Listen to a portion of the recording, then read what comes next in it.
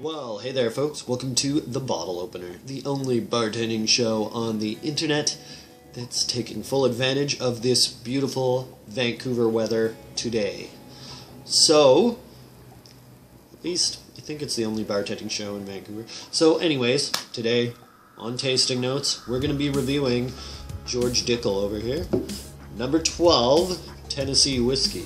And before we get too involved in this, I just want to say a few things regarding my rating system. From now on, I'm going to be using a system to rate my spirit reviews, and that is going to be 25 points for nose, 50 points for taste, and 25 points for finish. Adds up to 100, and the reason I chose this rating system is because I want to have something a little bit more credible than my off-the-cuff way of rating, but it's still going to remain somewhat off-the-cuff, but I just want it to be consistently off-the-cuff. That's why there's not going to be any rating for the presentation, branding, any of that, bottle. None of that will be rated, even though I think it is important. It is a separate issue in my opinion. But regardless of that, George Dickel, Tennessee Whiskey. Now, what is Tennessee Whiskey? It is whiskey from Tennessee that goes through the Lincoln County process of maple charcoal filtering, which was a process developed by Tennessee whiskey giant Jack Daniels back in the day. They also follow the other bourbon conventions, such as being aged in new charred oak barrels and being 51% corn. So those are the three main things, but there has been a battle going on between, mainly between Jack Daniels and everybody else. Everybody else being Diageo, who owns George Dickel over here, and some of the smaller competitors that are fighting with Jack over this branding thing. As it stands, there's only 8 producers of Tennessee whiskey in the United States. Last time I checked, though, there were 4, so as you can see, the loosening up of laws is changing things quite a bit, and what I mean by the loosening up of laws is there has been some change in how these whiskeys have been classified legally in the last 2 or 3 years. The main components of these battles are Jack Daniels and George Dickel, aka Diageo. There has been some criticism by Jack that Diageo has a vested interest in keeping the quality of Tennessee whiskey below that of bourbon and scotch, because they own a lot of scotch and bourbon holdings, rather. Whether that's true or not, I don't know. The counter-argument against Jack is that they're kind of destroying any chance that the little guy has of competing by making it more complicated and expensive. I tend to side with Jack. I think that there is already a good label or a good category for whiskey makers of Tennessee to use, and that is bourbon. If they don't want to make a Tennessee whiskey, they don't have to, in my mind. They can make a bourbon and follow those rules instead. So, wow. Just had a really weird flash of light over there. Is it aliens? I don't think so. But, in any case, we're going to be going on to George Dickel here, which I did mention was owned by Diageo. Dickel was a German who immigrated to the United States and wanted to start making whiskey. I have some of this product settling in the glass right now.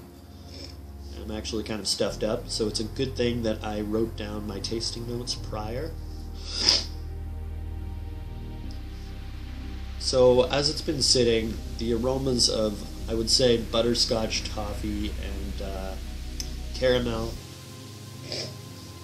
maybe a hint of molasses, and some orange notes are coming out as well. This has been sitting for about half an hour.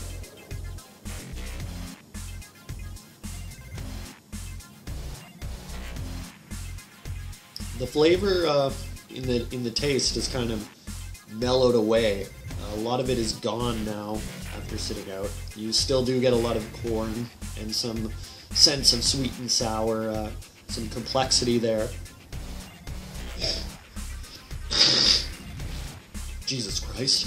I am nursing a cold, guys. A hint of moss, I would say.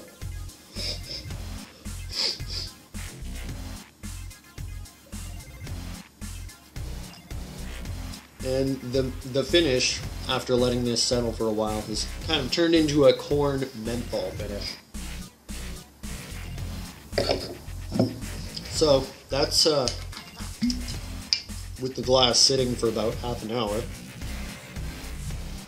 Let's try a fresh one, which hopefully might be a little bit different. So the corn is really coming out again. Lots of orange and lemon peel zest, I would say. We have some maple as well, and I'm gonna go and say damp wood, that musky forest smell that you might enjoy. I do.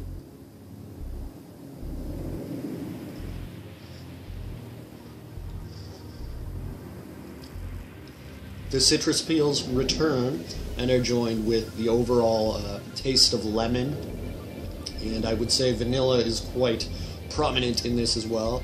The corn, again, is continuous throughout this whiskey. Light smoke, kind of maybe a little bit peaty, that goes with the moss that I mentioned earlier.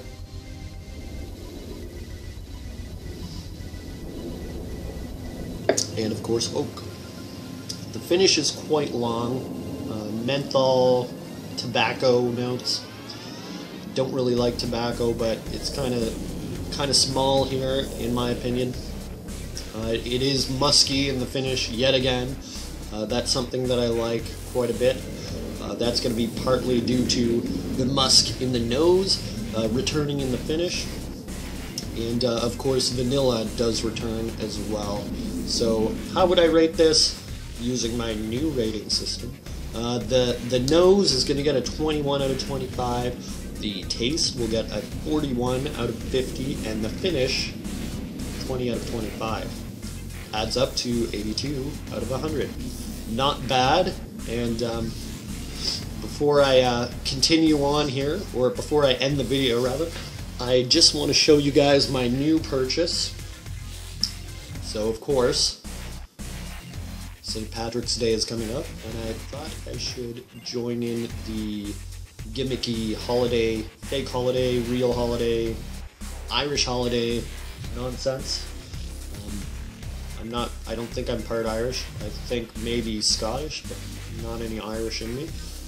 In any case, I will be reviewing this in the coming week, hopefully, and that's due to my gimmickiness, and I'm even wearing a green jacket, kind of like a leprechaun or something. I don't know. Do leprechauns wear green? Yes, I do. So yeah, I'm wearing the green jacket that the Lucky Charms guy would wear, and we are going to be reviewing this in a week or so. It is 2 gingers from the Kilbeggan Distilling Company. And we're going to say a few things about Irish whiskey into that episode as well. Folks, I've been Thomas, and this has been The Bottle Opener with the tasting notes of George Dickel number 12, 82 out of 100. Pretty good product. If you liked this video, please favorite, comment, and subscribe. If you hated this video, though, don't do any of those things, unless you feel that it was good enough to do that. But if you didn't think it was good enough to do that, send it to somebody you hate, because they should suffer with you. Is that line kind of weird? I always feel like it is, but I'm going to continue it anyways. Folks, take care. See you next time.